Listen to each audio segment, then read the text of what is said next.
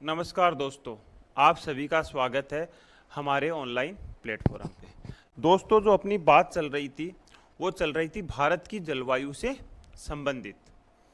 भारत की जलवायु में अपन ने ये देखा था कि जलवायु क्या होती है, जो जलवायु है उसके तत्व कौन कौन से होते हैं और ये सारे तत्व मिलकर के किस प्रकार की जलवायु का निर्माण करते हैं। साथ ही अपन ने यह भी देखा था कि भारतीय जलवायु को प्रभावित करने वाले कारक कौन कौन से हैं। इसके बाद में अपन ने भारतीय मानसून के जनरल इंट्रोडक्शन के ऊपर बात की थी। अगर सामान्य परिचय की बात की जाए तो अपन ने यह देखा था कि जो मानसून शब्द है वो कहाँ से आया था, वो कौन सी भाषा का शब्द है, भारतीय मानसून की विस्तृत व्याख्या करने वाले विद्वान कौन थे, भारतीय जो मानसून है उसको कितनी शाखाओं में बांट करके अध्ययन कर सकते हैं, भारतीय मानसून की जो तिथियां हैं वो किस किस तारीख को भारत में कहां कहां मानसून पहुंचता है, इन सब के ऊपर अपन ने कल की क्लास में चर्चा की थी। आज का अपना जो टॉपिक रहेगा वो रहेगा भारतीय मानसून से ही संबंधित, लेकिन आज जो अपन बात करेंगे वो बात करेंगे भारतीय मानसून की उत्पत्ति से संबंधित सिद्धांतों की। दोस्तों, अगर देखा जाए तो भारतीय मानसून की उत्पत्ति से संबंधित अभी तक कोई भी एक ऐसी थ्योरी नहीं आई है जो भारतीय मानसून की उत्पत्ति के बारे में सटीक व्याख्या करती हो।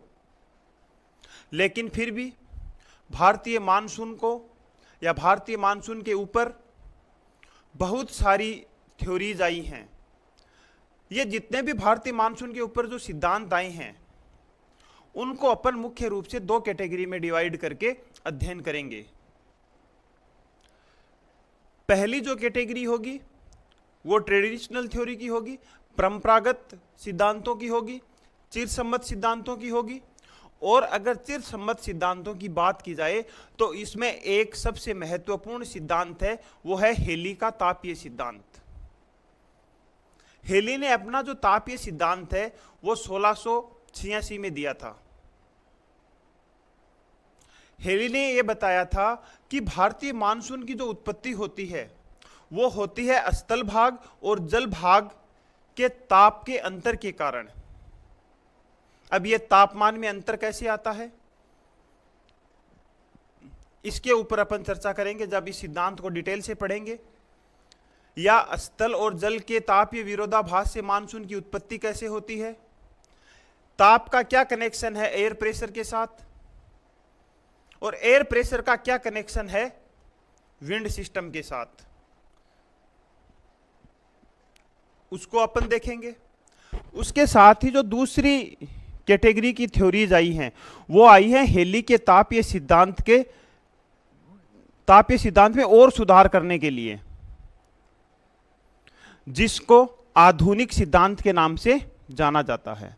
अगर आधुनिक सिद्धांतों की बात की जाए तो आधुनिक सिद्धांतों में फ्लोन का गत्यात्मक सिद्धांत, थॉमसन का सिद्धांत, एमटी यान का सिद्धांत, पी कोटेश्वरम का सिद्धांत और रामास्वामी, इन सब ने भारतीय मानसून के बारे में अपने अपने सिद्धांत या अपने अपने विचार प्रस्तुत किए हैं। अब अगर आधुनिक सिद्धांतों की बात की जाए तो आधुनिक सिद्धांतों को भी अपन दो कैटेगरी में डिवाइड करके अध्ययन करेंगे। एक तो है वायु राशि सिद्धांत, एयर मास थ्योरी, कि जो वायु राशियां हैं वो भारतीय मानसून को किस तरीके से प्रभावित करती है। और इसमें अपन मुख्य रोल देखेंगे ITCZ का, इंटर ट्रॉपिकल कन्वर्जेंस जोन का, अंतर उष्ण कटिबंधीय क्षेत्र का, कि ये क्या होता है, ITCZ भारतीय मानसून को किस तरीके से प्रभावित करता है। उससे पहले अपन ये देखेंगे कि ITCZ होता क्या है, और जो दूसरा सिद्धांत अपन देखेंगे वो देखेंगे जेट स्ट्रीम। अब यहां भी अपन ये देखेंगे, पहले बात करेंगे कि जो जेट स्ट्रीम है वो होती क्या है, इनको भूविक्षेपी पवनें क्यों कहा जाता है? अब जेट स्ट्रीम की जो उत्पत्ति के लिए कई कारक जिम्मेदार हैं, जैसे कोरियोलिस फोर्स, फोर्स नहीं बोल के इफेक्ट बोलेंगे ज्यादा सही रहेगा, Coriolis effect, pressure gradient force, दाब प्रवणता बल, भूविक्षेपी बल, और साथ ही देखेंगे फ्रिक्शन फोर्स, घर्षण बल। उसके बाद में टाइप्स ऑफ जेट स्ट्रीम देखेंगे कि जो जेट स्ट्रीम है वो कितने प्रकार की होती हैं। तो अगर संपूर्ण ग्लोब की बात की जाए, अगर संपूर्ण विश्व की बात की जाए, तो जेट स्ट्रीम 5 प्रकार की होती हैं, लेकिन इनमें से 3 जेट स्ट्रीम भारतीय मानसून को सीधा सीधा प्रभावित करती हैं। उन तीनों जेट स्ट्रीम के ऊपर भी अपन चर्चा करेंगे, जैसे पश्चिमी जेट स्ट्रीम, पूर्वी jet stream, Somalian jet stream. इतने सिद्धांत आने के बाद भी भारतीय मानसून की उत्पत्ति को लेकर आज भी विद्वानों में संशय बना हुआ है। उसके बाद में अपन ये भी देखेंगे कि अल नीनो और ला नीना क्या होती है, अल नीनो और ला नीना भारतीय मानसून को किस तरीके से प्रभावित करती हैं, भारतीय मानसून में इनका क्या योगदान है। उसके साथ अपन ये भी देखेंगे कि सदर्न इंसोलेशन या दक्षिणी दोलन क्या होता है, और इनके साथ ही हिंद महासागरीय डाइपोल का भारतीय मानसून के ऊपर क्या इफेक्ट है, उसके ऊपर भी चर्चा करेंगे। तो ये थी छोटी सी भूमिका, और इसी भूमिका के ऊपर अपनी पूरा चैप्टर चलेगा, पूरे के पूरे सिद्धांत चलेंगे। तो आज का जो अपना टॉपिक है वो है भारतीय मानसून की उत्पत्ति से संबंधित सिद्धांत। आज अपन बात करेंगे मानसून की उत्पत्ति के सिद्धांत। अभी अपन ने देखा है कि भारतीय मानसून की जो उत्पत्ति से संबंधित सिद्धांत है उनको अपन 2 भागों में विभाजित करेंगे। पहला कौन सा है? पहला है चिरसम्मत सिद्धांत। चिरसम्मत सिद्धांत, इसी चिरसम्मत सिद्धांत को क्या कह दिया जाता है? तापीय सिद्धांत भी कह दिया जाता है, तापीय सिद्धांत। अब ये जो तापीय सिद्धांत है ये देने वाले कौन थे? ये देने वाले थे हेली महोदय, और कब दिया गया था? 1686। तो एक क्वेश्चन तो यही बन जाता है कि चिरसम्मत सिद्धांत का दूसरा नाम और ये सिद्धांत किसके द्वारा और कब दिया गया था। यहां तक क्लियर है। अब ये जो तापीय सिद्धांत है इसका मुख्य उद्देश्य क्या था कि मानसून की उत्पत्ति में स्थल व जलीय भाग में होने वाले तापमान के अंतर के कारण होने वाले तापमान के अंतर के कारण मानसून की उत्पत्ति होती है। यही इसकी मेन लाइन यही रहेगी, मानसून की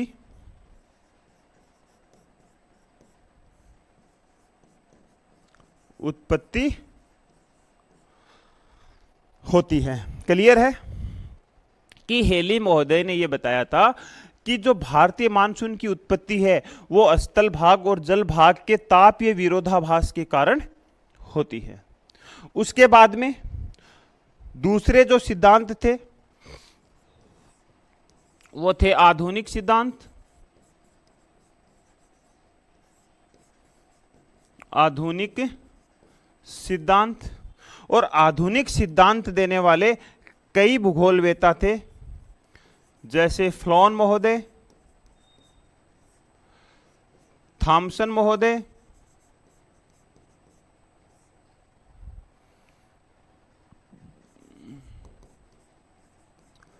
एम.टी. यान,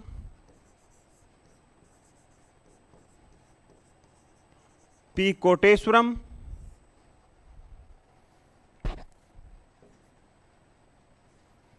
पी. कोटेश्वरम। इसके अलावा आधुनिक जो सिद्धांत हैं उनको अपन दो भागों में विभाजित कर सकते हैं। एक है वायु राशि सिद्धांत, वायु राशि सिद्धांत, और दूसरा कौन सा है? दूसरा है जेट स्ट्रीम सिद्धांत।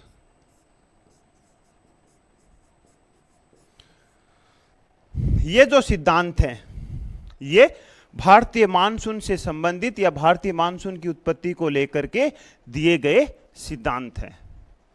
यहां तक क्लियर है? अब अपन यहां से एक एक सिद्धांतों की बात करेंगे और सबसे पहले अपन बात करेंगे हेली के तापीय सिद्धांत की। सबसे पहले अपन बात करेंगे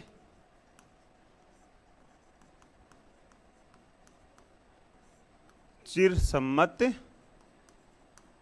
सिद्धांत की। अब ये जो चिरसम्मत सिद्धांत है इसका ही दूसरा नाम क्या है? तापीय सिद्धांत, जो किसके द्वारा दिया गया था?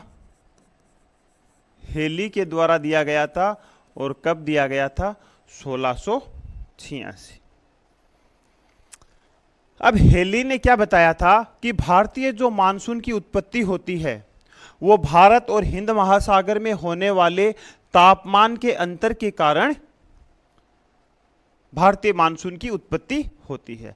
अब ये जो तापमान में अंतर होता है ये किस वजह से होता है? ये होता है सूर्य के उत्तरायण होने से और सूर्य के दक्षिणायन होने से। तो यहां अपन थोड़ा सा ये देख लेते हैं कि सूर्य का उत्तरायण होना और सूर्य का दक्षिणायन होना क्या होता है। ये सूर्य है,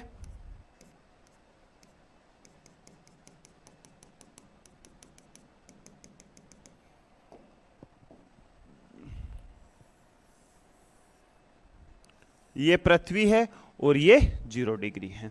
अपन ने ये देखा था कि अगर सूर्य की स्थिति जब भूमध्य रेखा के ऊपर होती है तो क्या होता है? सूर्य की स्थिति जब भूमध्य रेखा के ऊपर होती है तो सबसे ज्यादा तापमान कहां होगा?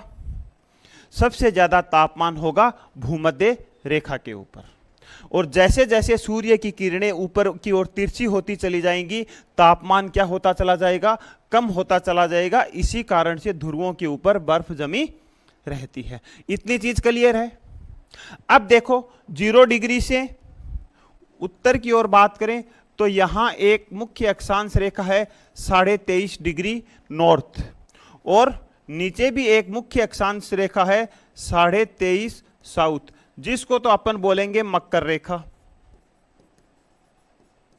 और इसको बोलेंगे अपन कर्क रेखा।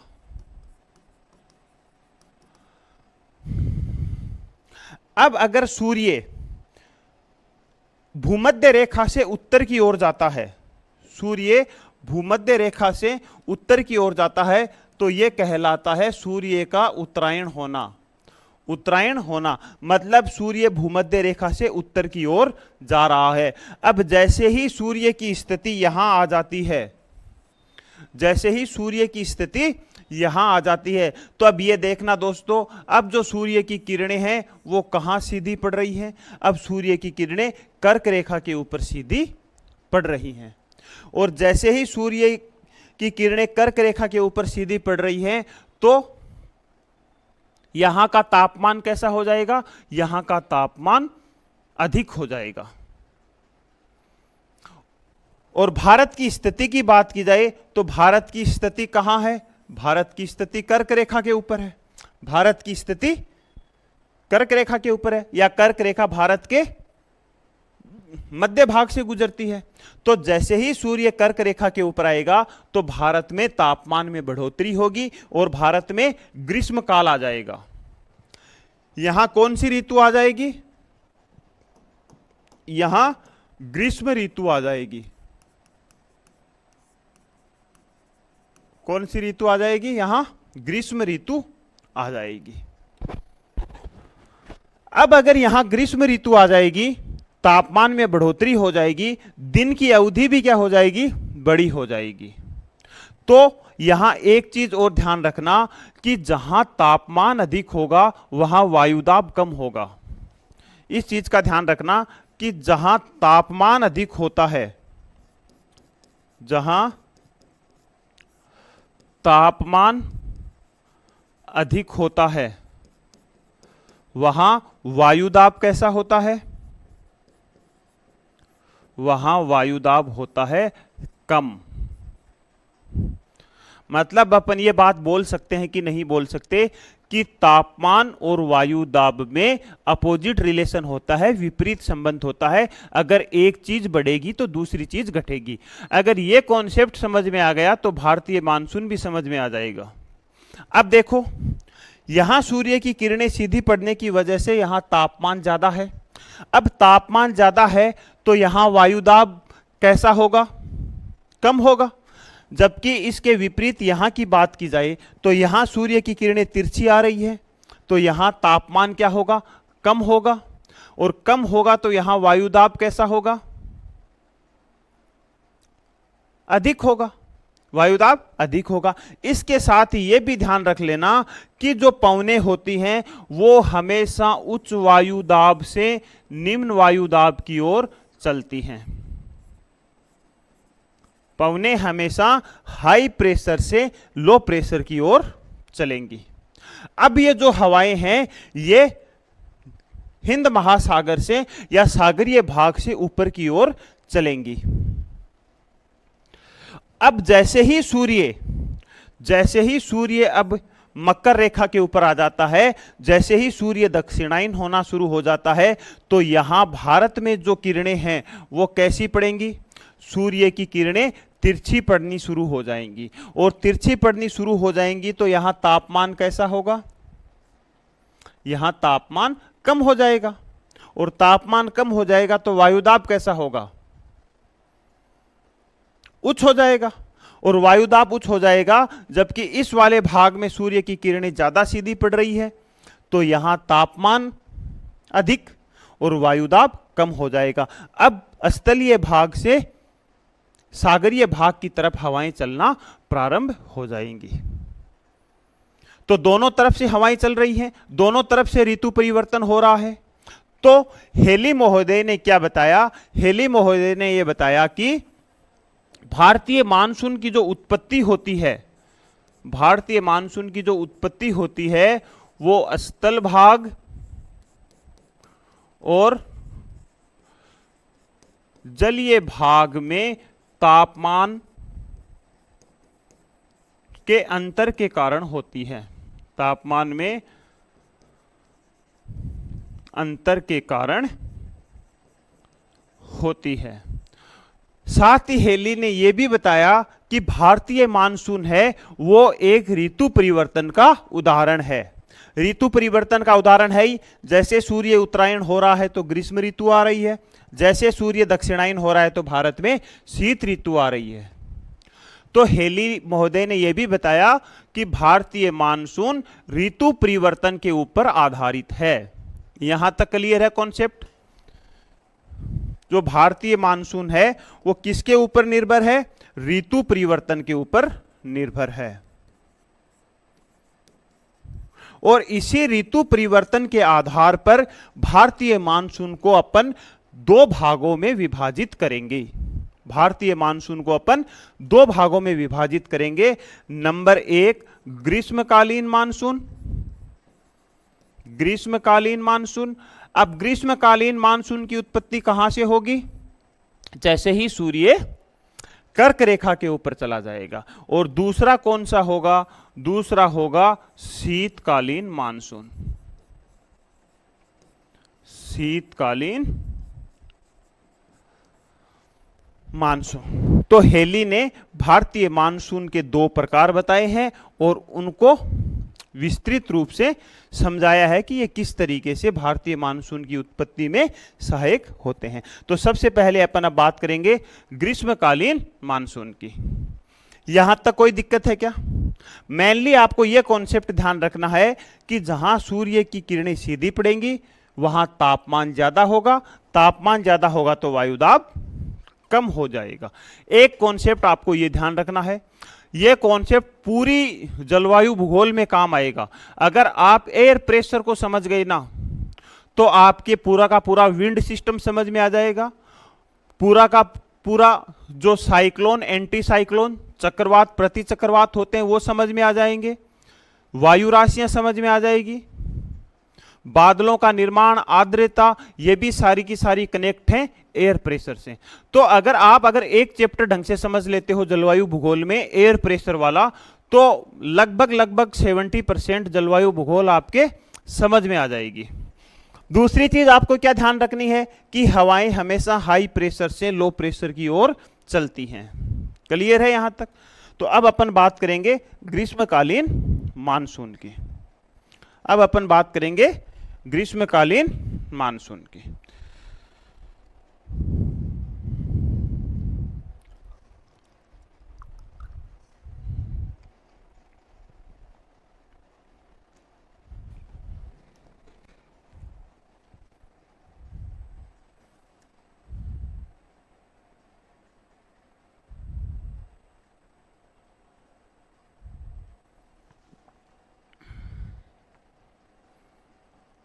चैप्टर आज वाला थोड़ा बड़ा होगा, तो अब अपन पहली शाखा की बात करते हैं,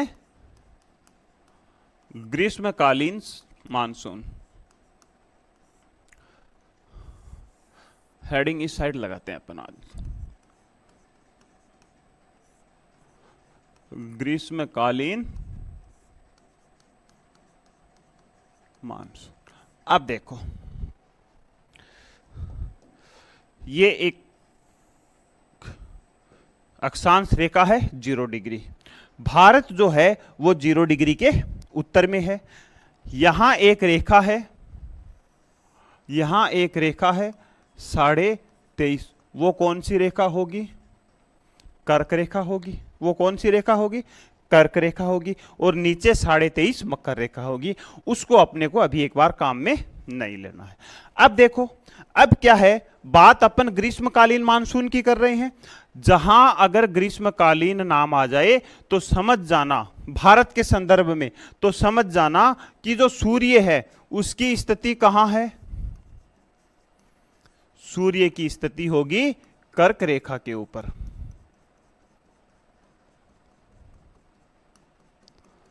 सूर्य की स्थिति कहां होगी? कर्क रेखा के ऊपर होगी। और अब देखो, अब यहां से सूर्य की किरणें कहां सीधी पड़ रही हैं? अब सूर्य की किरणें कर्क रेखा के ऊपर सीधी पड़ रही हैं। यहां तक क्लियर थी। अब अगर यहां सूर्य की किरणें सीधी पड़ रही हैं, तो अब देखो दोस्तों, साथ साथ कॉन्सेप्ट को लिखते हैं कि अगर सूर्य की किरणें सीधी पड़ रही हैं तो यहां तापमान कैसा होगा? यहां तापमान कैसा होगा? अधिक होगा। क्लियर है? तापमान कैसा होगा? अधिक होगा। अगर तापमान अधिक होगा तो यहां वायुदाब कैसा होगा? कम होगा। तो अपन यहां लिख सकते हैं कि नहीं लिख सकते कि यहां निम्न वायुदाब होगा।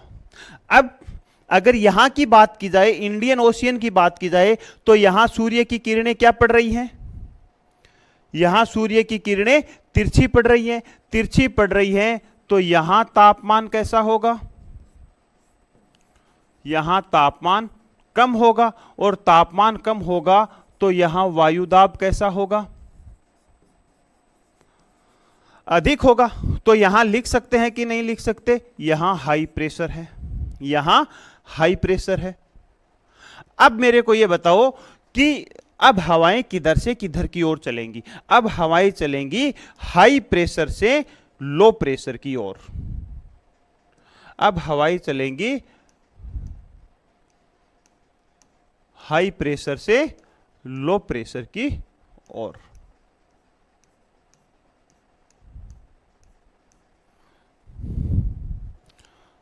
क्लियर है यहां तक? अब हवाएं हाई प्रेशर से लो प्रेशर की ओर चल रही है। तो यहां ध्यान देने वाली बात क्या है कि ये जो हवाएं हैं, ये हवाएं हैं जिनकी दिशा क्या है? इनकी दिशा है दक्षिण पश्चिम। अब ये जो दक्षिण पश्चिमी हवाएं हैं ये सागरीय भाग के ऊपर से जाती हैं। ये महासागरीय भाग या हिंद महासागर, बंगाल की खाड़ी या अरब सागर के ऊपर से गुजरती हैं, और जब हवाएं किसी सागरीय भाग के ऊपर से गुजरेंगी तो अपने साथ आर्द्रता ग्रहण कर लेंगी। तो ये हवाएं अपने साथ आर्द्रता ग्रहण करके भारतीय भूमि के ऊपर प्रवेश करती हैं। लेकिन यहां आपको क्या मिलता है, यहां एक बड़ा पर्वतीय अवरोध मिलता है। यहां एक बड़ा पर्वतीय अवरोध मिलता है जिसके ये पवने टकरा करके भारत में क्या करवाती हैं, वर्षा करवाती हैं, और इसको ही बोल दिया जाता है ग्रीष्मकालीन मानसून। अब यहां दो तीन चीजें देखना। एक तो ये हवाएं हैं, ये जलीय भाग के ऊपर से जा रही है तो अपने साथ आर्द्रता ग्रहण लेके जा रही है। दूसरी बात, यहां इनको अवरोध का सामना करना पड़ रहा है। तो दोनों ही कारणों से ये जो पवने हैं ये भारत में वर्षा कराती है, और इसी को ही बोल दिया जाता है ग्रीष्मकालीन मानसून। क्लियर है? अब समझ में आई कि भारत में ग्रीष्मकाल में वर्षा क्यों होती है। अब देखो, अब दूसरा इसका जो पॉइंट था वो क्या था, वो था शीतकालीन मानसून। वो कौन सा था, वो शीतकालीन मानसून था। तो अपन अब बात किसकी करेंगे, अब बात करेंगे शीतकालीन मानसून की।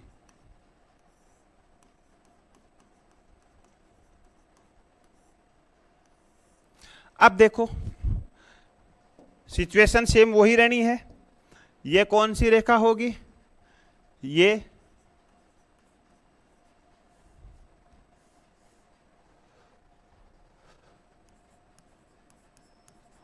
23.5 कर्क रेखा,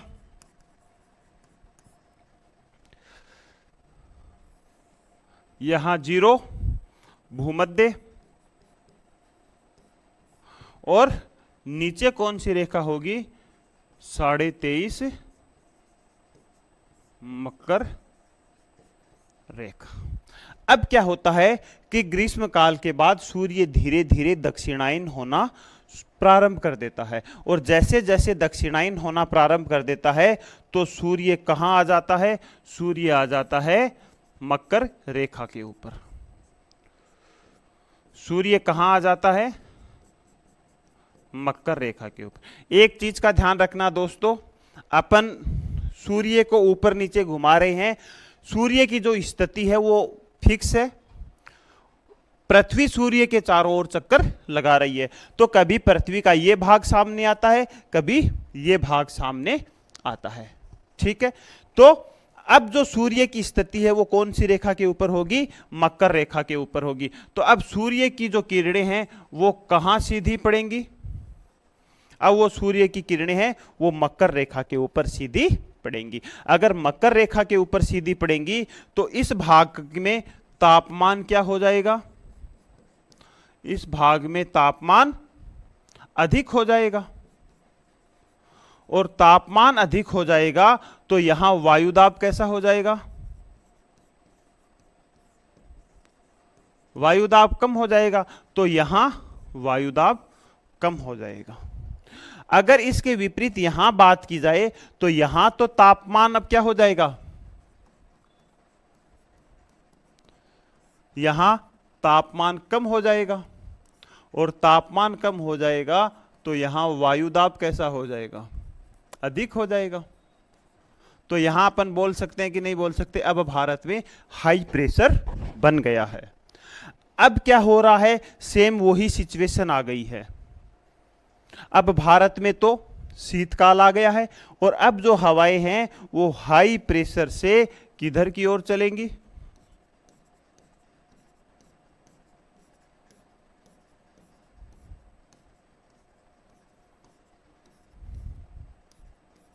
हाई प्रेशर से लो प्रेशर की ओर अब हवाएं चलेंगी। हाई प्रेशर से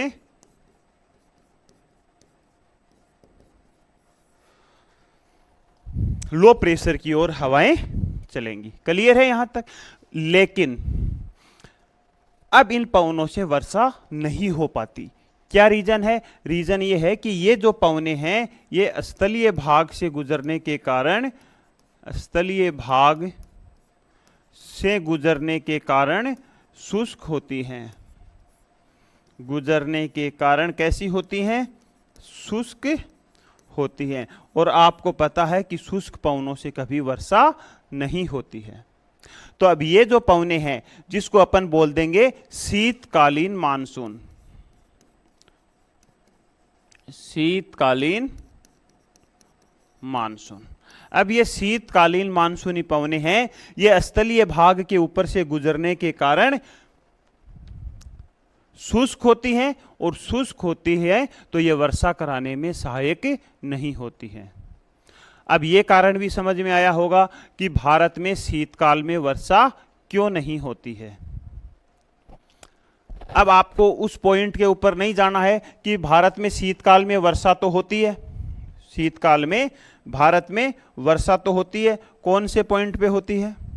आंध्रा और तमिलनाडु में होती है, जी, जहां लौटते हुए मानसून से वर्षा होती है। उसकी अपन चर्चा कर ही चुके थे कल। लेकिन यहां अपने को हेली के सिद्धांत को ध्यान रखना है। ऐसे तो शीतकाल में उत्तर पश्चिम भारत में भी वर्षा होती है, लेकिन वो मानसूनी वर्षा नहीं होती है, वो वेस्टर्न डिस्टर्बेंस साइक्लोन से होने वाली वर्षा है, चक्रवातीय वर्षा है। अगर भारत में मानसूनी वर्षा की बात की जाए, शीतकालीन मानसूनी वर्षा की बात की जाए, तो कोरोमंडल तट के ऊपर या आंध्रा तट के ऊपर या तमिलनाडु में होती है। क्लियर है? तो ये क्या था? ये था हेली का तापीय सिद्धांत। हेली महोदय ने क्या बताया कि सूर्य के उत्तरायण दक्षिणायन से होने वाला तापीय अंतर के कारण ही भारतीय मानसून की उत्पत्ति होती है। तो ग्रीष्म काल में जो भारतीय मानसूनी पवने हैं वो सागरीय भाग के ऊपर से जाने के कारण अपने साथ आर्द्रता ग्रहण कर लेती हैं, और आर्द्रता ग्रहण करके भारत में वर्षा कराती हैं। जबकि शीतकाल में यही पवने स्थलीय भाग से सागरीय भाग की ओर चलती हैं। स्थलीय भाग की ओर चलने के कारण ये पवने शुष्क होती हैं, और शुष्क होती हैं तो ये वर्षा कराने में सहायक नहीं होती है। यहां तक आपको तीन कॉन्सेप्ट के ऊपर बहुत जोर देना है।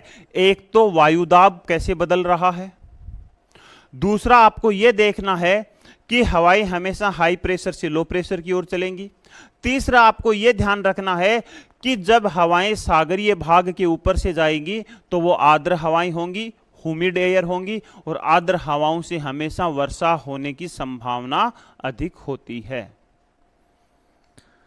और वे पवने जो स्थलीय भाग से सागरीय भागों की ओर चलती हैं वो पवने शुष्क पवने होती हैं, जिनसे वर्षा होने की संभावना नगण्य होती है। तो ये था हेली का तापीय सिद्धांत। नेक्स्ट अपन अब बात करेंगे आधुनिक सिद्धांतों की। नेक्स्ट अब अपन बात करेंगे आधुनिक सिद्धांतों की।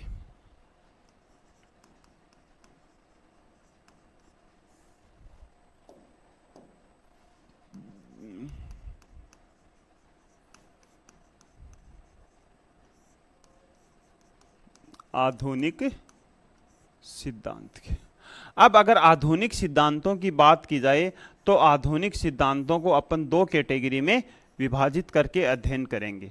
पहला है वायु राशि सिद्धांत, और दूसरा है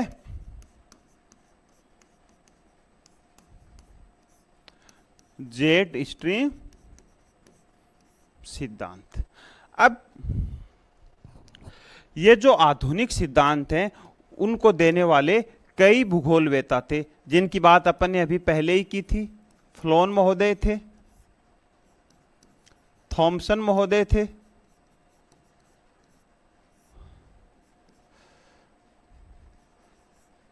एम.टी. यान महोदय थे, पी. कोटेश्वरम थे।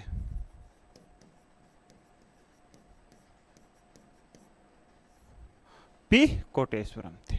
तो अब अपन आधुनिक सिद्धांतों की बात की जाए तो आधुनिक सिद्धांतों की उत्पत्ति के कई कारण रहे थे। हेली ने अपने जो तापीय सिद्धांत है उसमें कोरियोलिस फोर्स या हवाओं की दिशा के बारे में भी नहीं बताया था। हेली ने अपने सिद्धांत में जेट स्ट्रीम का भारतीय मानसून के ऊपर क्या प्रभाव है यह भी चर्चा नहीं की थी। हेली ने ला नीनो अल नीनो को भी भारतीय मानसून के संदर्भ में नहीं समझा पाए। तो कई कारणों को लेकर के हेली के सिद्धांत की आलोचना की गई। एक कारण यह भी रहा, अगर भारतीय मानसून की उत्पत्ति सूर्य के उत्तरायण और दक्षिणायन होने से ही होती तो भारतीय जो मानसून है उसकी आने की जो समय है वो फिक्स होता। भाई सूर्य का उत्तरायण होना दक्षिणायन होना तो तय है, तो भारतीय मानसून भी हमेशा तय तिथि के ऊपर ही आना चाहिए था। जबकि भारतीय मानसून को देखा जाए तो कभी पहले आ जाता है, कभी विलंब से आता है। तो कई विद्वानों ने यह सोचा कि कई और भी बहुत सारे रीजन हैं जो भारतीय मानसून को इफेक्ट कर रहे हैं, लेकिन फिर भी हेली के तापीय सिद्धांत को पूरी तरीके से दरकिनार नहीं किया जा सकता। आज भी भारतीय मानसून की उत्पत्ति के संदर्भ में हेली के तापीय सिद्धांत का भी महत्व है। तो हेली के तापीय सिद्धांत के खंडन के फलस्वरूप ये सारे के सारे सिद्धांत निकल करके आए, जिनकी अपन एक एक की चर्चा करेंगे। तो सबसे पहले अपन बात करेंगे वायु राशि सिद्धांत पे। सबसे पहले अपन बात करेंगे वायु राशि सिद्धांत।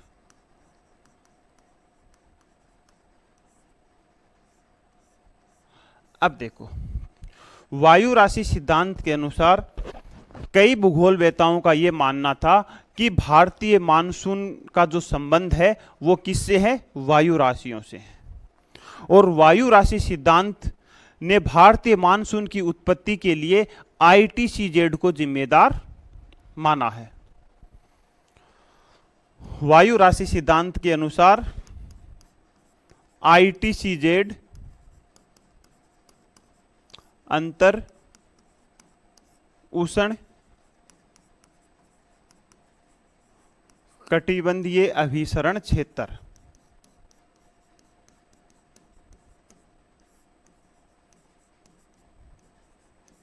इसको जिम्मेदार माना।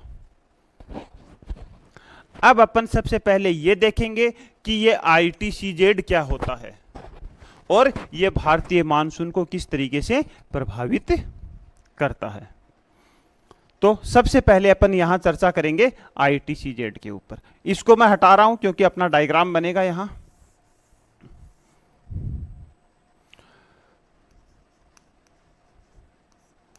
वायु राशि सिद्धांत और किसके ऊपर निर्भर है ये, ITCZ। अब देखो दोस्तों, ये पृथ्वी है और ये कौन सी है, भूमध्य रेखा। ये कौन सी है, भूमध्य रेखा। अब जो ITCZ है वो क्या है, तो ITCZ उत्तरी गोलार्ध और दक्षिणी गोलार्ध की जहां व्यापारिक पवनें मिलती हैं उस क्षेत्र को ITCZ कहा जाता है। क्लियर है। अब जो व्यापारिक पवनें होती हैं, व्यापारिक पवनें चलती हैं 30 डिग्री नॉर्थ से 30 डिग्री साउथ के बीच। अब यहां भी 30 डिग्री से 5 डिग्री तक और इधर भी 5 डिग्री तक। तो अपन ये बोल सकते हैं कि नहीं बोल सकते कि जो व्यापारिक पवनें होती हैं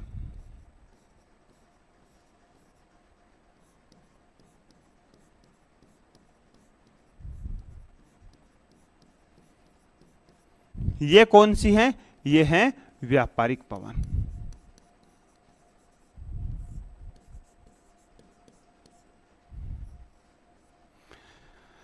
ये उत्तरी गोलार्ध की व्यापारिक पवन, ये दक्षिणी गोलार्ध की व्यापारिक पवन। तो ITCZ क्या है कि जहां दोनों गोलार्धों की व्यापारिक पवनें मिलती हैं उस क्षेत्र को ITCZ कह दिया जाता है। यहां तक क्लियर है? ये क्या है? ITCZ। और यहां अपन मान देते हैं सूर्य की स्थिति, यहां अपन मान देते हैं सूर्य की स्थिति। सबसे पहले अपन सूर्य की स्थिति भूमध्य रेखा के ऊपर ही मानेंगे। अब देखो यहां दोनों गोलार्धों की व्यापारिक पवनें मिल रही हैं, तो यहां क्या हो रहा है, जैसे दक्षिणी गोलार्ध की व्यापारिक पवन आई और उत्तरी गोलार्ध की व्यापारिक पवन आई और 5 डिग्री नॉर्थ और 5 डिग्री साउथ से पहले ही धीरे धीरे ऊपर उठ करके ऊपर उठ जाती हैं संवहनीय धाराओं के रूप में। मेरी बात को समझना कि उत्तरी गोलार्ध की व्यापारिक पवन आ रही है, इधर दक्षिणी गोलार्ध की व्यापारिक पवन आ रही है, लेकिन संवहनीय धाराओं के कारण ये 5 डिग्री नॉर्थ और साउथ के ऊपर पहले से ही इस तरीके से ऊपर उठ जाती हैं। तो नीचे का जो भाग है, नीचे का जो भाग है वो क्या कहलाता है? वो ये भाग कहलाता है डोलड्रम। ये भाग कहलाता है डोलड्रम। डोलड्रम को अपन बोल देंगे शांत क्षेत्र। शांत क्षेत्र मतलब यहां क्षैतिज पवनों का संचरण बहुत मंद गति से होता है, और जैसे ही दोनों गोलार्धों की व्यापारिक पवनें 5 डिग्री नॉर्थ और 5 डिग्री साउथ के ऊपर ही उठ जाती हैं, तो नीचे का जो क्षेत्र होता है वो क्या हो जाता है? डोलड्रम कहलाता है, और वो शांत क्षेत्र होता है। और वहां कौन सी पवनें चलती हैं? वहां चलती हैं विषुवतीय पछुआ पवनें। विषुवतीय पछुआ पवनें, जिनकी गति होती है पश्चिम से पूर्व की ओर। ये क्षतिपूर्ति पवनें होती हैं और होती हैं। इसके ऊपर अपन यहां इतना ही जाएंगे, नहीं तो ये कॉन्सेप्ट है वो ज्यादा पजल्ट हो जाएगा। अब देखो दोस्तों, ये जो ITCZ है यहां मैं बना देता हूं। ये जो ITCZ है ये क्या है? ये एक निम्न दाब का क्षेत्र है। ये क्या है? निम्न दाब का क्षेत्र है। अब ITCZ के बारे में अपन कुछ चीजें लिखते हैं साथ साथ। एक तो ITCZ क्या है? एक तो ITCZ है व्यापारिक पवनों का मिलन क्षेत्र। दूसरी इसकी क्या विशेषता है? ये निम्न दाब का क्षेत्र है। निम्न दाब का क्षेत्र है। यहां तक क्लियर है? अब क्या होता है, ये ITCZ भी सूर्य के उत्तरायण होने, सूर्य के दक्षिणायन होने के कारण ये भी ऊपर नीचे जाता रहता है। अगर सूर्य उत्तरायण होगा तो ITCZ 0 डिग्री से उत्तरी गोलार्ध में चला जाएगा। अगर सूर्य दक्षिणायन होगा तो वापस कुछ दक्षिण में आ जाएगा। अब यहां यह भी ध्यान रखना है कि जब सूर्य उत्तरायण होता है, जब सूर्य कर्क रेखा के ऊपर जाता है, तो ITCZ 30 डिग्री नॉर्थ तक खिसक जाता है। अब यहां एक कंफ्यूजन पैदा होता है कि ऐसा क्या कारण है कि उत्तरी गोलार्ध में तो ITCZ 30 डिग्री तक चला जाता है, जबकि दक्षिणी गोलार्ध में उतना विस्थापित नहीं हो पाता। उसका रीजन है उत्तरी गोलार्ध में स्थलीय भाग की अधिकता के कारण तापमान ज्यादा होता है। क्लियर है?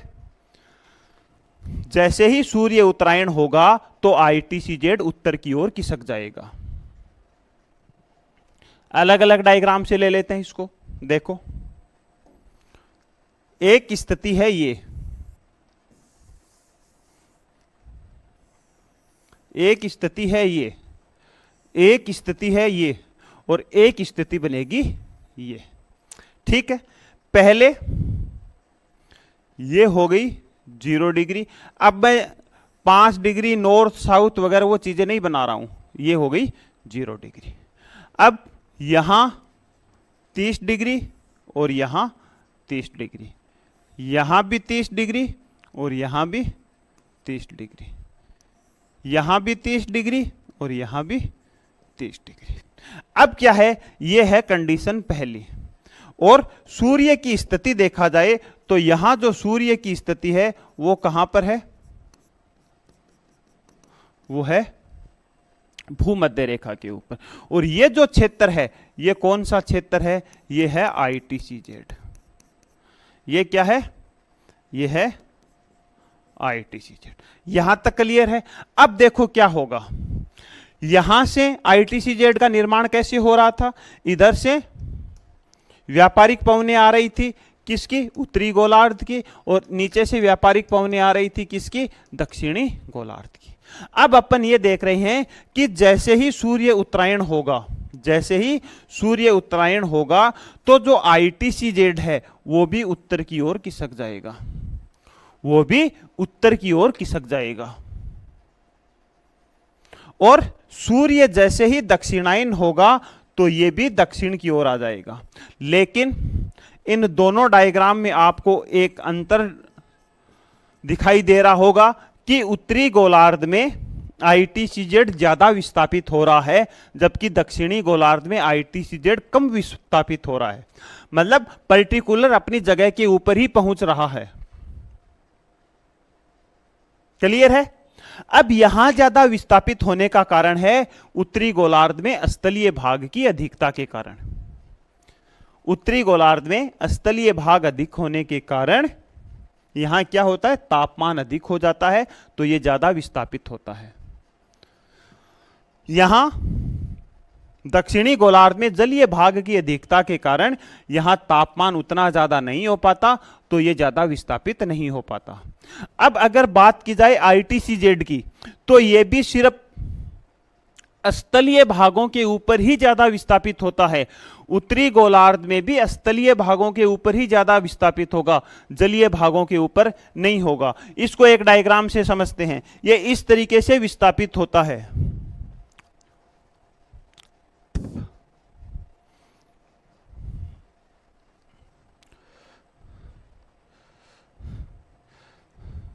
जैसे देखो, यहां मान लेते हैं ये 0 डिग्री था। अब 0 डिग्री के ऊपर क्या था, ITCZ। तो ITCZ यहां से किस तरीके से विस्थापित होता है, ITCZ यहां से ऐसे विस्थापित होता है, इस तरीके से विस्थापित होता है। यहां भी क्या होगा, यहां भी जलीय भागों के ऊपर विस्थापन कम होगा, जबकि स्थलीय भागों के ऊपर विस्थापन अधिक हो जाता है। तो यहां ध्यान रखना कि जब सूर्य की स्थिति उत्तरायण होती है, जब सूर्य की स्थिति उत्तरायण होती है तो ITCZ गंगा के मैदान तक पहुंच जाता है। अब मान लेते हैं कि यहां जो गंगा का मैदान है, यहां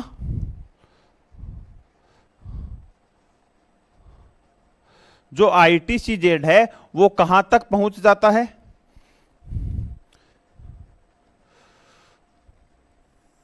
ये 0 डिग्री। और अभी जो सूर्य की स्थिति है वो यहां है, और सूर्य की स्थिति अगर यहां है तो ITCZ अभी कहां होगा, ITCZ अभी यहां है।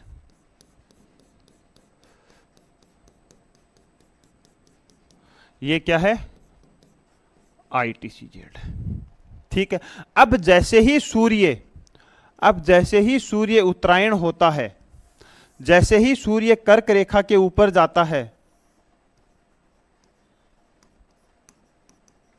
जैसे ही सूर्य की स्थिति कहां हो जाएगी, कर्क रेखा के ऊपर हो जाएगी, तो ये ITCZ है, ये विस्थापित होकर के कहां तक चला जाएगा, उत्तर के विशाल मैदान तक चला जाएगा। ये उत्तर के विशाल मैदान तक चला जाएगा। इस तरीके से इसका विस्थापन हो जाएगा, इस तरीके से इसका क्या हो जाएगा, विस्थापन हो जाएगा। और इसको अपन क्या बोलेंगे, इसको बोलेंगे अपन ITCZ। इसको फिर अपन बोलेंगे ITCZ। यहां तक की कहानी समझ में आ गई होगी कि ITCZ क्या है। उत्तरी गोलार्ध और दक्षिणी गोलार्ध की व्यापारिक पवनें जहां मिलती हैं वहां ITCZ का निर्माण होता है। अब ये जो ITCZ है ये सूर्य के उत्तरायण और दक्षिणायन होने से विस्थापित होता है। उत्तर में विस्थापन का ज्यादा कारण स्थलीय भाग की अधिकता है, जबकि दक्षिण में कम विस्थापन का कारण स्थलीय भाग की कमी है। क्लियर है यहां तक। अब देखो, अपन ने यह भी देखा था कि ये जो ITCZ है ये निम्न दाब का क्षेत्र है। ये अपन ने देखा था कि नहीं देखा था। ITCZ निम्न दाब का क्षेत्र है। तो निम्न दाब का क्षेत्र है तो यहां क्या बन जाएगा दोस्तों, यहां लो प्रेशर बन जाएगा, जबकि यहां क्या बन जाएगा, यहां हाई प्रेशर बन जाएगा, यहां हाई प्रेशर बन जाएगा। तो अपन ने थोड़ी देर पहले ही देखा था कि जैसे ही लो प्रेशर हाई प्रेशर बन जाता है तो हाई प्रेशर से लो प्रेशर की ओर पवनें चलना प्रारंभ कर देती हैं, पवनें चलना प्रारंभ कर देती हैं। अब ये पवनें भी सागरीय भाग के ऊपर से जाने के कारण अपने साथ आर्द्रता ग्रहण करती हैं और अपने साथ आर्द्रता ग्रहण करके भारत में वर्षा कराती है, भारतीय उपमहाद्वीप में वर्षा कराती है। क्लियर है यहां तक। अब भारत में क्या आ जाएगा, मानसून आ जाएगा। और यह घटना किस में हो रही है, ग्रीष्मकाल में हो रही है, तो इसको बोल देंगे ग्रीष्मकालीन मानसून। ठीक है यहां तक। अब देखो, अब जैसे ही ग्रीष्मकाल के बाद में सूर्य वापिस से दक्षिणायन होना शुरू होता है तो ये क्या है, ये है 23.5 डिग्री मकर रेखा, मकर रेखा। और अब जो सूर्य की स्थिति है दक्षिणायन होने पे वो कहां हो जाएगी, वापिस अपने स्थान के ऊपर आ जाएगा, वापिस अपने स्थान के ऊपर आ जाएगा। और वापिस अपने स्थान के ऊपर आ जाएगा तो यहां से जो ITCZ है ये हट जाएगा, यहां से ITCZ है वो हट जाएगा। और ITCZ अगर हट जाएगा तो अब ये जो एयर प्रेशर बन रहा था वो उलट जाएगा। अब यहां क्या बन जाएगा, अब यहां तो बन जाएगा हाई प्रेशर। और ये क्या था, ये पहले से ही अपने को पता है कि लो प्रेशर का बेल्ट था, तो यहां क्या बन जाएगा, यहां लो प्रेशर बन जाएगा। तो अब जैसे ही हाई प्रेशर और लो प्रेशर बनेगा तो अब इधर से हवाएं चलना प्रारंभ हो जाएगी, इधर से हवाएं चलना प्रारंभ हो जाएगी। लेकिन ये हवाएं स्थलीय भाग के ऊपर से आने के कारण शुष्क होती हैं, और शुष्क होती हैं तो वर्षा कराने में सहायक नहीं होती। क्लियर है। तो ये जो सिद्धांत था ये सिद्धांत था वायु राशि सिद्धांत। वायु राशि सिद्धांत के अनुसार कि भारतीय मानसून की उत्पत्ति में जो सबसे बड़ा योगदान होता है वो ITCZ का होता है। अभी भी मैंने पवनों की दिशा नहीं बताई है, सिर्फ मैं ग्रीष्मकालीन मानसून और शीतकालीन मानसून की ही बात कर रहा हूं। अभी भी मैंने दक्षिण पश्चिम मानसून या उत्तर पूर्वी मानसून की दिशाएं नहीं बताई हैं, वो आगे आएंगी चल करके जब अपन कोरियोलिस फोर्स आ जाएगा। यहां तक क्लियर है। लेकिन कई विद्वानों का मानना था कि अगर ITCZ के विस्थापन से ही अगर भारतीय मानसून की उत्पत्ति होती तो यह भी तय समय पर होना चाहिए, क्योंकि सूर्य तो हर बार उत्तरायण होता है, तो हर बार उत्तरायण होता है तो हर बार ITCZ उत्तर के मैदान तक जाता है, तो निश्चित समय के ऊपर वर्षा होनी चाहिए थी। लेकिन यहां भी दोस्तों ऐसा नहीं बताया गया। यहां भी पवनों की जो दिशा है उसके ऊपर प्रकाश नहीं डाला गया कि ये जो पवनें हैं ये इस तरीके से क्यों चल रही थी और ग्रीष्मकालीन पवनें इस तरीके से क्यों चल रही थी। ना ही इसमें वायुदाब पेटियों के ऊपर प्रकाश डाला गया। तो ये सिद्धांत भी धीरे धीरे धीरे धीरे कमजोर पड़ने लगा और इसके परिणाम स्वरूप एक और सिद्धांत आया जिसको बोला जाता है फ्लोन का गत्यात्मक सिद्धांत। तो नेक्स्ट अपन अब बात करेंगे किसकी, फ्लोन के गत्यात्मक सिद्धांत की। नेक्स्ट अपन बात किसकी करेंगे, अब फ्लोन के गत्यात्मक सिद्धांत की बात करेंगे। तो अब अपन बात करेंगे फ्लोन के गत्यात्मक सिद्धांत की।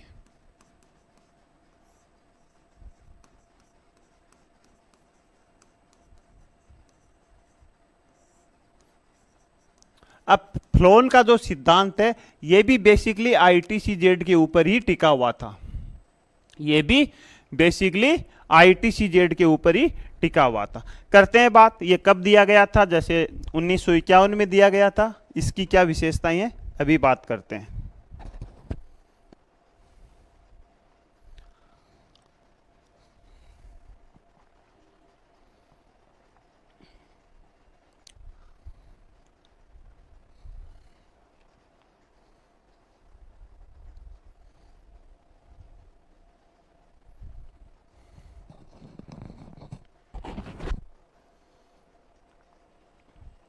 चलो, अब फ्लोन महोदय ने जो अपना सिद्धांत दिया था वो दिया था 1951 में। और कई बार ये क्वेश्चन पूछा भी गया है कि फ्लोन महोदय ने अपना जो गत्यात्मक सिद्धांत है वो कब दिया गया था? 1951 में दिया गया था। फ्लोन महोदय ने क्या बताया?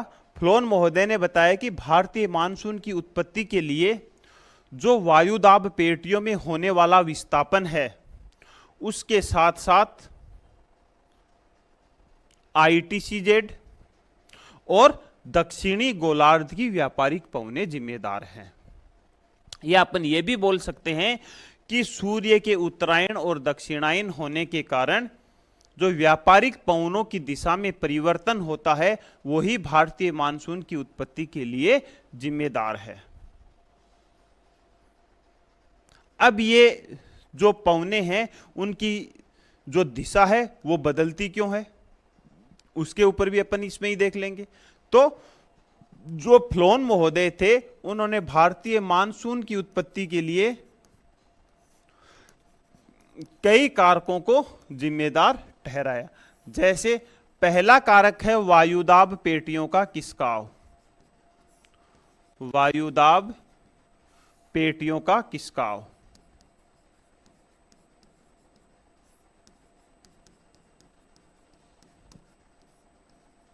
अब ये वायुदाब पेटियों का जो खिसकाव होता है वो किस कारण से होता है? वो भी होता है सूर्य के उत्तरायण और दक्षिणायन होने से या विस्थापन से। खिसकाव बोल सकते हैं अपन या विस्थापन बोल सकते हैं। या जो अस्थाई पवनें हैं, अस्थाई पवनों की दिशा परिवर्तन से। और इसके साथ ही उन्होंने ITCZ के को भी जिम्मेदार ठहराया था। तो यहां अपन ITCZ तो देखेंगे नहीं क्योंकि ITCZ तो अपन देख ही चुके हैं कि किस तरीके से भारतीय मानसून को प्रभावित कर रहा है। यहां अपन दो चीजें देखेंगे, वायुदाब पेटियां और अस्थाई पवनों की दिशा में परिवर्तन ही भारतीय मानसून की उत्पत्ति के लिए जिम्मेदार होता है। तो सबसे पहले अपन थोड़ा सा बेसिक ये समझेंगे कि ये परमानेंट विंड्स क्या होती हैं और ये एयर प्रेशर बेल्ट क्या होते हैं। तो देखते हैं। देखो, पहले बात करें एयर प्रेशर बेल्ट की। ये 0 डिग्री है और ये है वायुदाब पेटियां। अब यहां अपन इसको भी डेप्थ में नहीं पढ़ेंगे, बस थोड़ा सा इतना पढ़ेंगे कि वायुदाब पेटियां होती क्या हैं। तो वायुदाब पेटियां बेसिकली जो एयर प्रेशर होता है उसके बेल्ट होते हैं। वायुदाब पेटियां जो एयर प्रेशर होता है उसके बेल्ट होते हैं। ये दो प्रकार के बेल्ट हो सकते हैं, एक तो हाई एयर प्रेशर बेल्ट, एक लो एयर प्रेशर बेल्ट। उच्च वायुदाब पेटियां या निम्न वायुदाब पेटियां। अब पेटियां इनको क्या क्यों बोला जाता है? क्योंकि इनका निर्माण दो अक्षांश रेखाओं के बीच में हो रहा है। तो अगर देखा जाए तो ये 0 डिग्री, ये 5 डिग्री, ये 5 डिग्री नॉर्थ, ये 30 डिग्री, ये 30 डिग्री, फिर यहाँ 35 डिग्री, फिर यहाँ 35 डिग्री। अगर ऊपर की बात करें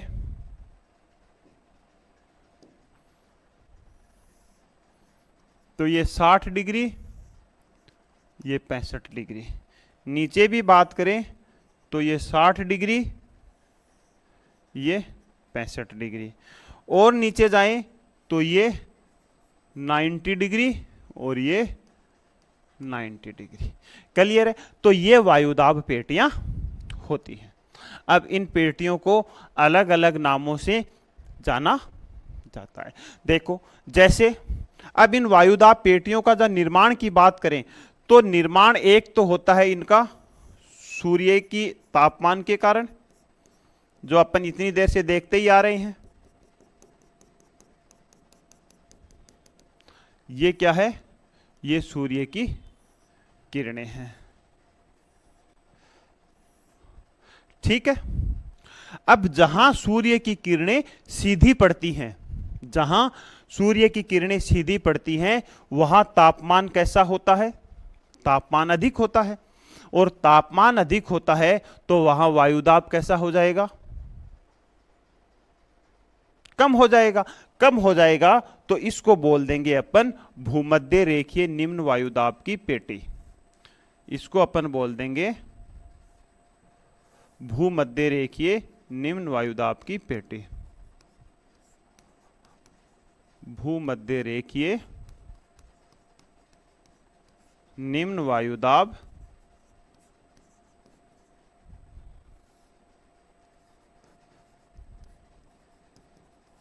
पेटी।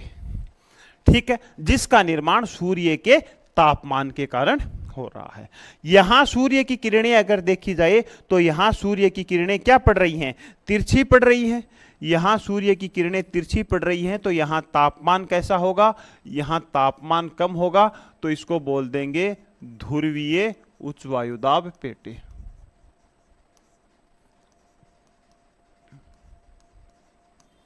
उच्च वायुदाब पेटी। इसका निर्माण भी किससे हो रहा है? तापमान की वजह से हो रहा है। तो ये दोनों ही पेटियां तापजन्य वायुदाब पेटियां हैं, भूमध्य रेखीय और ध्रुवीय उच्च वायुदाब पेटी। नीचे भी क्या आ जाएगी? ध्रुवीय उच्च वायुदाब पेटी।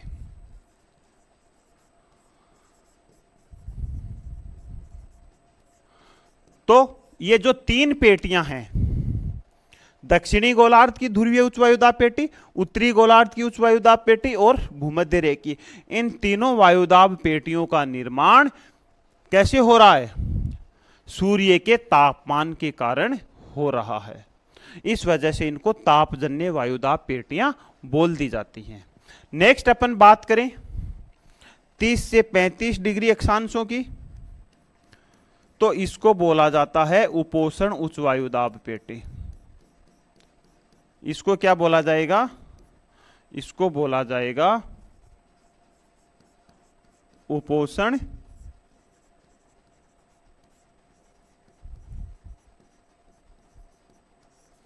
उच्च वायुदाब पेटी, और इसको भी बोल दिया जाएगा उपोषण उच्च वायुदाब की पेटी।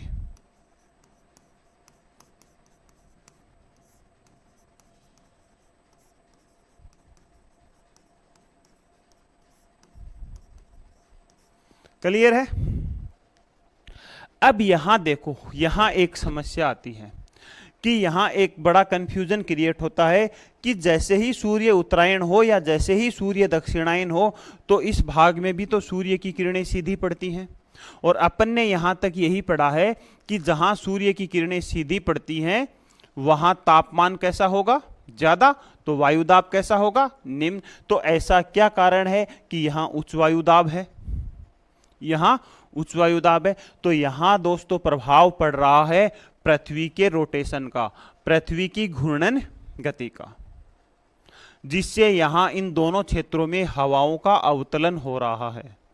या अपन ये बोल सकते हैं कि भूमध्य रेखीय क्षेत्रों से ऊपर उठी पवनें इन दोनों गोलार्धों के ऊपर नीचे उतर रही हैं, इन दोनों अक्षांशों के ऊपर नीचे उतर रही हैं। किस कारण से उतर रही है? पृथ्वी की घूर्णन गति से। तो इनका निर्माण कैसे हो रहा है? इनका निर्माण हो रहा है पृथ्वी की गति से। तो इनका बात हो जाएगी, निर्माण हो जाएगा गतिजन्य वायुदाब पेटियां। ठीक है, ज्यादा डिटेल में यहां नहीं जाएंगे। उसके बाद में ये है और 60 से 65 ये है। इसको बोल देंगे उपध्रुवीय निम्न वायुदाब पेटी। उपध्रुवीय निम्न वायुदाब पेटी, और इसको भी बोल देंगे उपध्रुवीय निम्न वायुदाब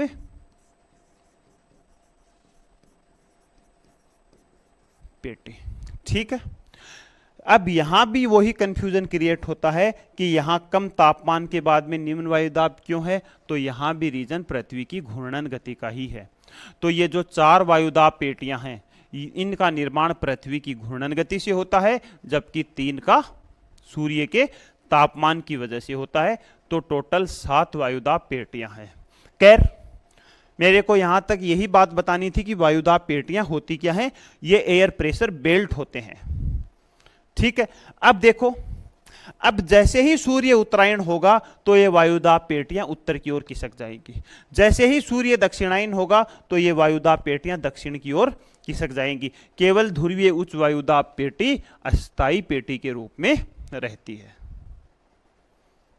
क्योंकि जो सूर्य है वो सबसे ज्यादा प्रभावित करते हैं इस क्षेत्र को, 60 से 60 डिग्री तक के क्षेत्र को ज्यादा प्रभावित करते हैं।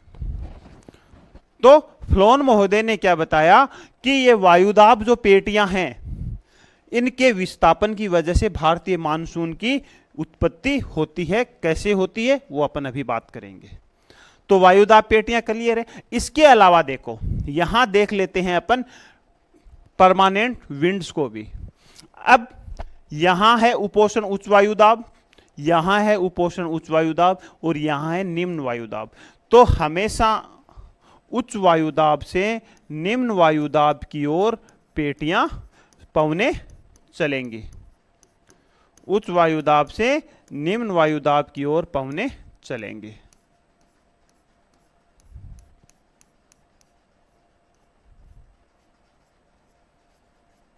पवने चलेंगी। और इन पवनों को क्या बोल दिया जाता है? इन पवनों को बोल दिया जाता है व्यापारिक पवन।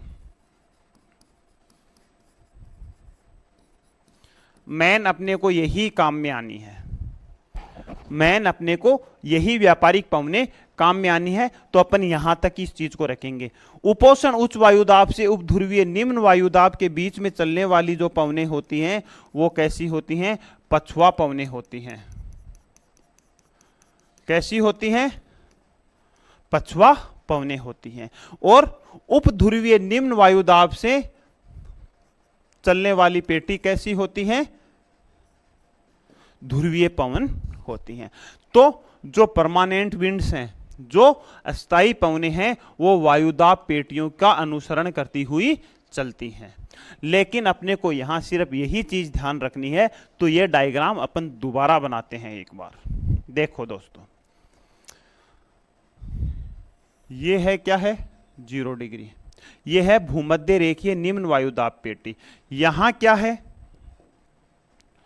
यहां है उपोषण उच्च वायुदाब पेटी। और यहां भी क्या है? उपोषण उच्च वायुदाब पेटी। अब इस चीज को ध्यान से समझना, क्योंकि यहां एक बल काम करेगा, कोरियोलिस फोर्स।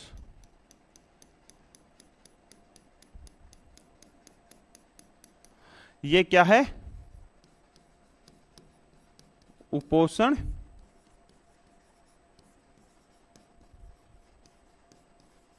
उच्च वायुदाब। यहां क्या है? भूमध्य रेखीय निम्न वायुदाब। और ये भी क्या है? High pressure. अब देखो दोस्तों क्या होता है। अभी जैसे जो सूर्य की स्थिति है वो कहां पर है? सूर्य की स्थिति है अभी भूमध्य रेखा के ऊपर। ठीक है, अब देखो क्या होगा। अब क्या होगा कि इन दोनों के बीच में, इन दोनों के बीच में कौन सी पवन चल रही है? इन दोनों के बीच में चल रही हैं व्यापारिक पवनें। इन दोनों के बीच में कौन सी पवनें चल रही हैं? व्यापारिक पवनें चल रही हैं। इन पवनों को अपन बोल देंगे व्यापारिक पवनें। यहां तक क्लियर है? अब देखो जहां ये दोनों पवनें मिल रही हैं वो क्षेत्र हो जाएगा ITCZ। अब अगर इनकी दिशा की बात करें तो इनकी दिशा कैसी है? इनकी दिशा दक्षिण और उधर पूर्व, तो इनकी दिशा है दक्षिण पूर्व। और इनकी दिशा क्या है? उत्तर पूर्व। इनकी दिशा क्या है? उत्तर पूर्व। ये किधर से किधर की ओर जा रही है, ये किधर से किधर को जा रही है। चीजें समझ में आ गई यहां तक? इस वजह से व्यापारिक पवनों को पूर्वा पवन भी कहा जाता है, क्योंकि इनकी उत्पत्ति पूर्व की तरफ से ही होती है। ठीक है, अब देखो क्या होता है कि ये है दक्षिणी गोलार्ध की व्यापारिक पवनें, ये हैं उत्तरी गोलार्ध की व्यापारिक पवनें, जिनकी दिशा उत्तर पूर्व और इनकी दिशा दक्षिण पूर्व। यहां तक क्लियर है?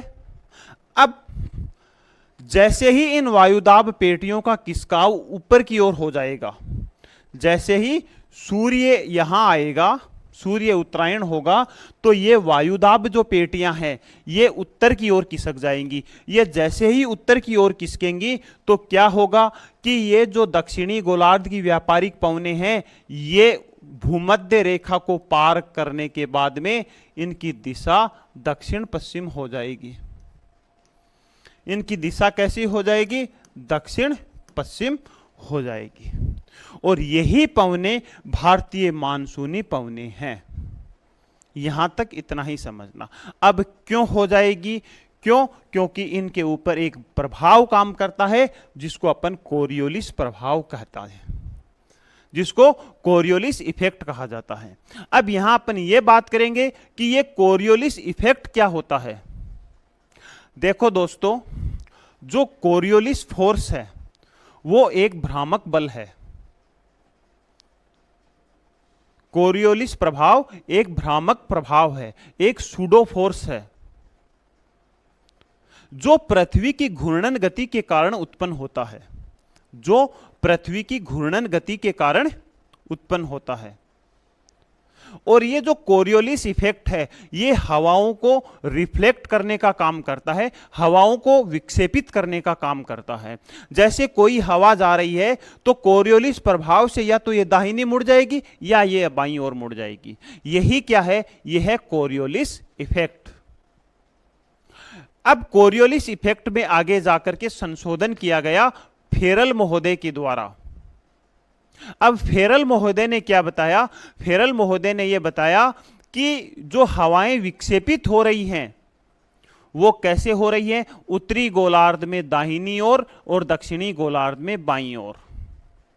उत्तरी गोलार्ध में हवाएं दाहिनी ओर और दक्षिणी गोलार्ध में हवाएं बाईं ओर विक्षेपित होंगी।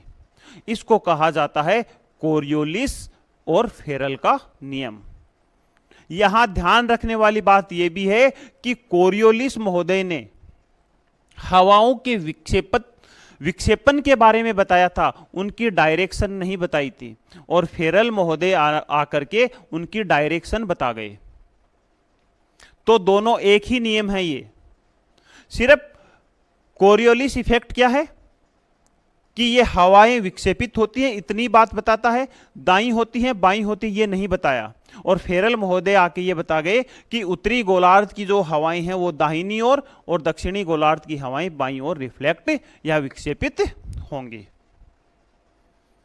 ये क्या है? ये है कोरियोलिस इफेक्ट। क्लियर है?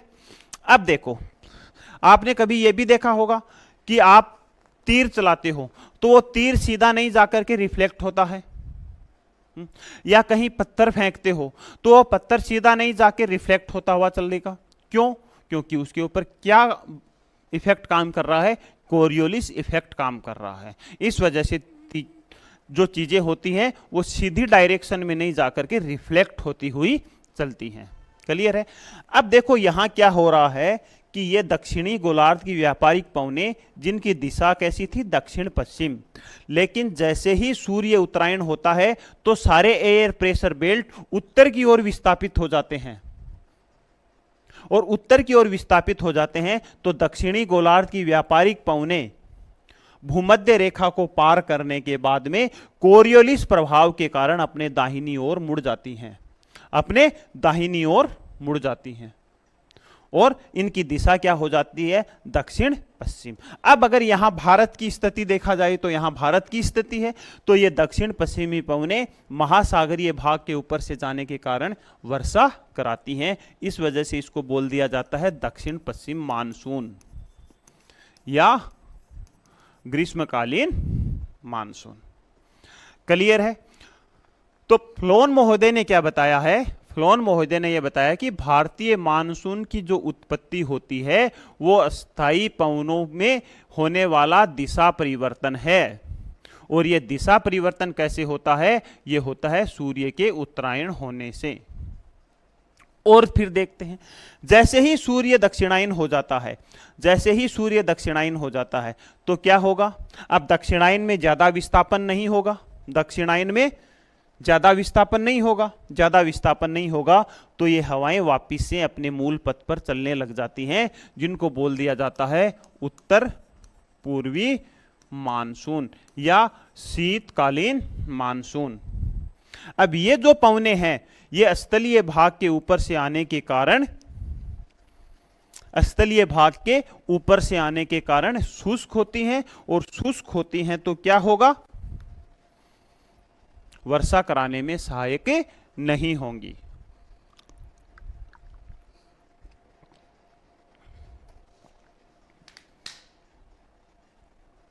क्लियर है यहां तक?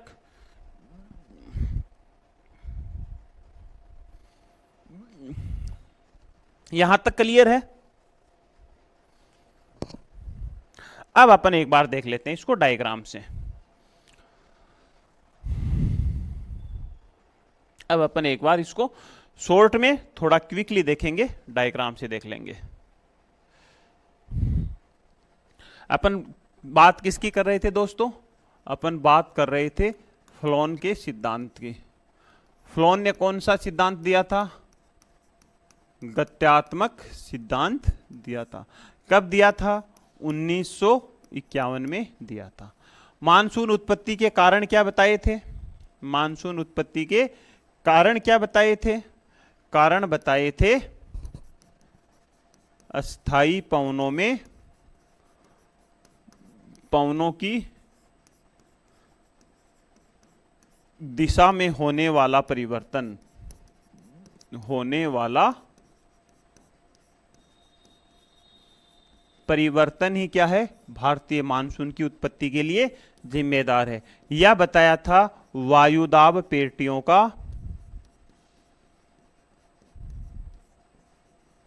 विस्थापन, और यह बताया था जो चीजें पहले से चल रही हैं वो तो चलेंगी चलेंगी भाई, जो चीजें पहले से जो अच्छी लगी हैं उनको तो जो नया ज्योग्राफर आएगा वो लेगा ही लेगा, उनको तो नया साइंटिस्ट आएगा वो लेगा ही लेगा, और साथ ही अपनी बात भी ऐड कर देगा। तो ITCZ वायुदाब पेटियों का विस्थापन और अस्थायी पवनों की दिशा में होने वाला परिवर्तन भारतीय मानसून की उत्पत्ति के लिए जिम्मेदार होते हैं। क्लियर है? अब देखो,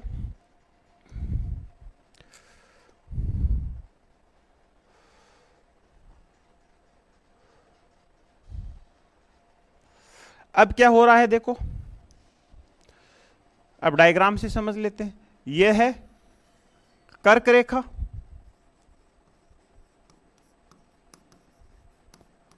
कर्क रेखा, और नीचे क्या थी, 0 डिग्री, और 0 डिग्री से नीचे मकर रेखा, 0 डिग्री से नीचे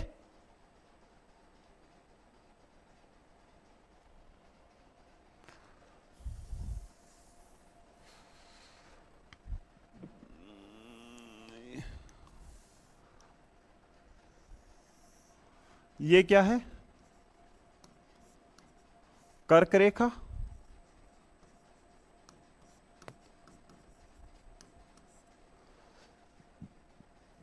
ये क्या है 0 डिग्री और ये है मकर रेखा, मकर रेखा। अब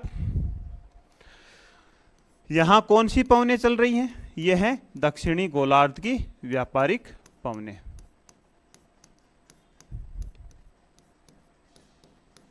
ये क्या है? ये हैं दक्षिणी गोलार्ध की व्यापारिक पवनें।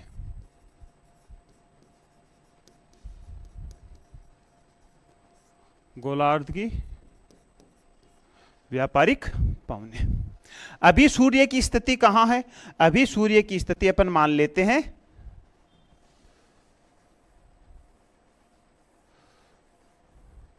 अभी जो सूर्य की स्थिति है वो यहां है, लेकिन जैसे ही सूर्य उत्तरायण होकर के सूर्य पहुंच जाता है कहां पर? कर्क रेखा के ऊपर। तो जैसे ही सूर्य कर्क रेखा के ऊपर पहुंचेगा तो ये सारी की सारी वायुदाब पेटियां हैं वो उत्तर की ओर खिसक जाएंगी। उत्तर की ओर खिसक जाएंगी तो क्या होगा कि दक्षिणी गोलार्ध की जो व्यापारिक पवनें थी, दक्षिणी गोलार्ध की व्यापारिक जो पवनें थी वो भूमध्य रेखा को पार करके, भूमध्य रेखा को पार करके कोरियोलिस प्रभाव के कारण उनकी दिशा है वो बदल जाती है।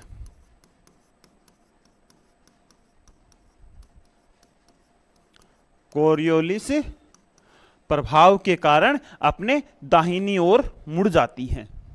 क्लियर है? अब ये जो पवनें हैं ये सागरीय भाग के ऊपर से जाने के कारण अपने साथ आर्द्रता ग्रहण करती हैं और आर्द्रता ग्रहण करके भारत में वर्षा कराती हैं। ठीक है, तो फ्लोन महोदय ने क्या कहा कि जो दक्षिण पश्चिमी पवनें हैं अब इनकी दिशा क्या हो गई? दक्षिण और पश्चिम। तो फ्लोन महोदय ने इनको क्या कहा? फ्लोन महोदय ने इनको कहा दक्षिण पश्चिम मानसून पवनें, मानसून पवनें, या इसी को ही बोल दिया गया था ग्रीष्मकालीन मानसून, ग्रीष्मकालीन मानसून। तो फ्लोन महोदय ने क्या बताया कि ये जो दक्षिण पश्चिमी मानसूनी पवनें हैं ये वास्तव में दक्षिण गोलार्ध की व्यापारिक पवनें ही हैं जो सूर्य के उत्तर की ओर विस्थापन के कारण भूमध्य रेखा को पार करने के बाद में कोरियोलिस प्रभाव के कारण अपने दाहिनी ओर मुड़ जाती हैं और ये पवनें सागरीय भाग के ऊपर से जाने के कारण अपने साथ आर्द्रता ग्रहण करती हैं जो भारत में वर्षा कराने में सहायक होती हैं। क्लियर है यहां तक? अब दूसरी चीज देखो, अब वापिस से सूर्य कहां आ जाता है? अब वापिस से सूर्य आ जाता है मकर रेखा के ऊपर। अब जैसे ही सूर्य मकर रेखा के ऊपर आएगा तो क्या होगा? स्थिति उलट जाएगी, स्थिति उलट जाएगी, स्थिति उलट जाएगी तो क्या होगा कि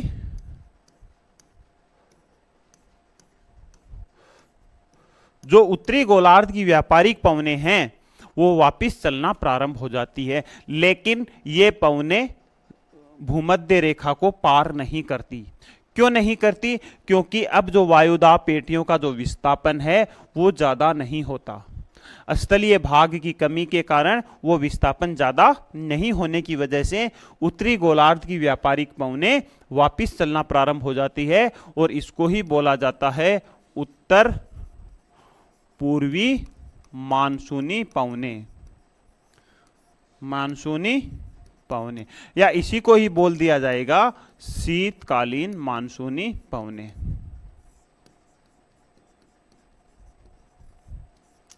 शीतकालीन मानसूनी पवनें। क्लियर है? अब ये जो पवनें हैं ये स्थलीय भाग के ऊपर से आने के कारण शुष्क होती हैं, इस वजह से ये वर्षा कराने में सहायक नहीं होती हैं। तो दोस्तों फ्लोन महोदय ने क्या बताया था? फ्लोन महोदय ने यह बताया था कि भारतीय जो मानसून है उसकी उत्पत्ति वायुदाब पेटियों के विस्थापन से होती है और वायुदाब पेटियों के विस्थापन से होने वाली जो हवाओं की या जो परमानेंट विंड्स की दिशा में जो परिवर्तन है वही क्या है, भारतीय मानसून की उत्पत्ति के लिए जिम्मेदार है। यहां तक क्लियर है? उम्मीद है कि यहां तक चीजें समझ में आई होंगी। एक बार थोड़ा सा फिर से रिपीट कर लेते हैं। देखो, एक अपन ने हेली का तापीय सिद्धांत पढ़ा था। हेली ने अपने तापीय सिद्धांत में क्या बताया कि भारतीय मानसून की उत्पत्ति स्थल भाग और जल भाग के बीच में जो तापीय विरोधाभास होता है उसके कारण हुआ है। अब तापीय विरोधाभास क्यों हो रहा है? क्योंकि कभी सूर्य उत्तरायण होता है, कभी सूर्य दक्षिणायन होता है। यहां तक ये चीज क्लियर है। उसके बाद में थ्योरी आई थी वायु राशि। अब वायु राशि सिद्धांत के अनुसार भारतीय मानसून की उत्पत्ति ITCZ से होती है। अब ये ITCZ क्या है? ITCZ है उत्तरी गोलार्ध की व्यापारिक पवनें और दक्षिणी गोलार्ध की व्यापारिक पवनें जहां मिलती है उस क्षेत्र को ITCZ क्षेत्र कह दिया जाता है। ITCZ एक निम्न दाब का क्षेत्र होता है। अब ये जो ITCZ है ये भी सूर्य के उत्तरायण होने से और दक्षिणायन होने से विस्थापित होता है। बात करें उत्तरी गोलार्ध की तो उत्तरी गोलार्ध में विस्थापन ज्यादा होगा क्योंकि वहां स्थलीय भाग की अधिकता ज्यादा है, और कभी कभी ये सूर्य के उत्तरायण होने से गंगा के मैदान तक विस्थापित हो जाता है, और ये निम्न दाब का क्षेत्र होने की वजह से महासागरीय हवाओं को अपनी ओर खींचता है और भारत में मानसून की उत्पत्ति होती है। लेकिन वायु राशि सिद्धांत भी कई चीजों को नहीं समझा पाई।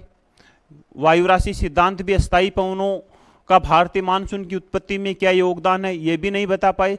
इसी समस्या के समाधान के लिए एक और नई थ्योरी आई जिसको फ्लोन के गत्यात्मक सिद्धांत के नाम से जाना गया। अब जो फ्लोन महोदय है उन्होंने कहा कि भारतीय मानसून की जो उत्पत्ति है उसका मुख्य कारण है कि व्यापारिक पवनों की दिशा में होने वाला परिवर्तन। अब व्यापारिक पवनों की दिशा में परिवर्तन कैसे होता है? वो होता है कोरियोलिस फोर्स की वजह से। यहां तक चीजें क्लियर है।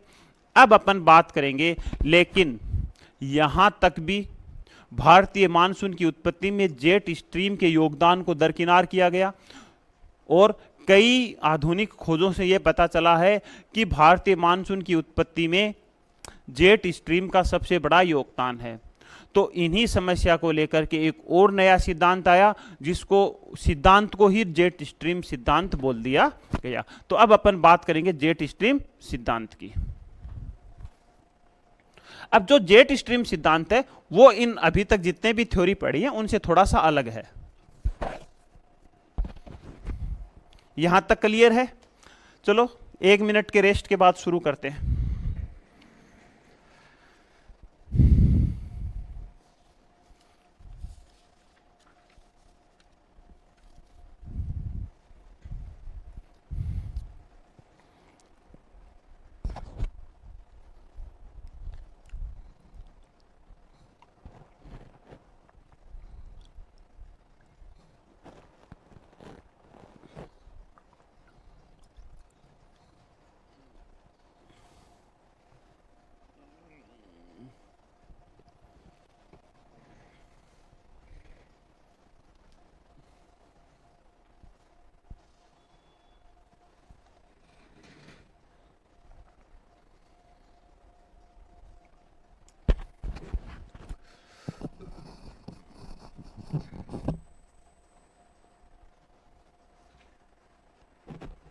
करें शुरू जेट स्ट्रीम।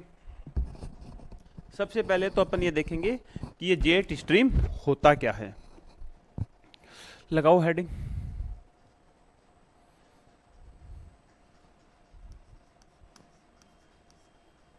जेट स्ट्रीम सिद्धांत।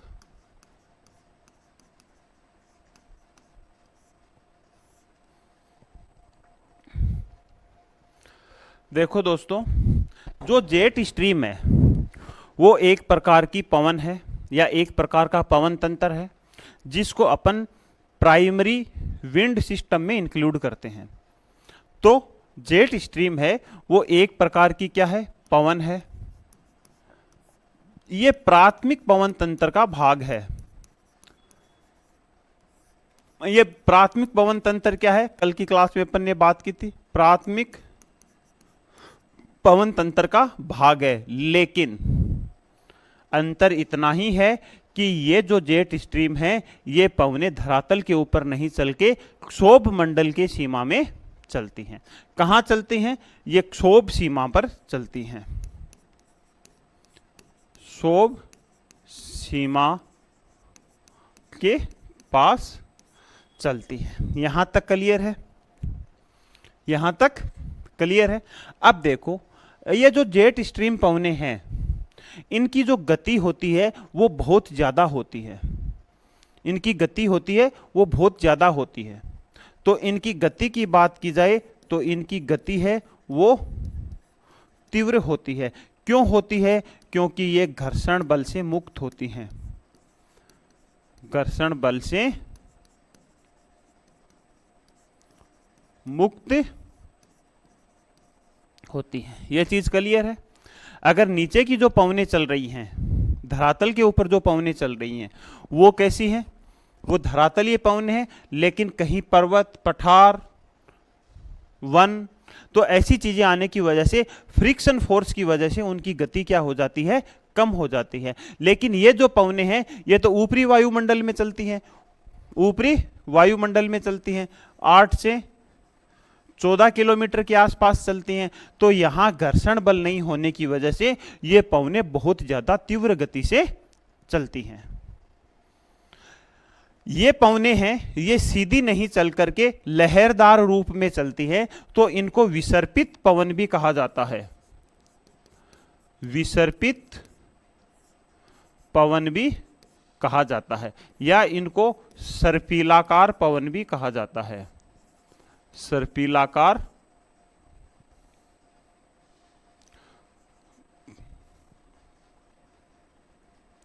सर्पिलाकार पवन भी कहा जाता है। इन पवनों की खोज रोसबी महोदय ने की थी, इस वजह से इनको रोसबी पवन भी कहा जाता है, रोसबी पवन भी कहा जाता है। जेट स्ट्रीम जो पवनें हैं, जेट स्ट्रीम जो पवनें हैं इनको भूविक्षेपी या जियोस्ट्रोपिक विंड भी कहा जाता है, भूविक्षेपी पवन भी कहा जाता है।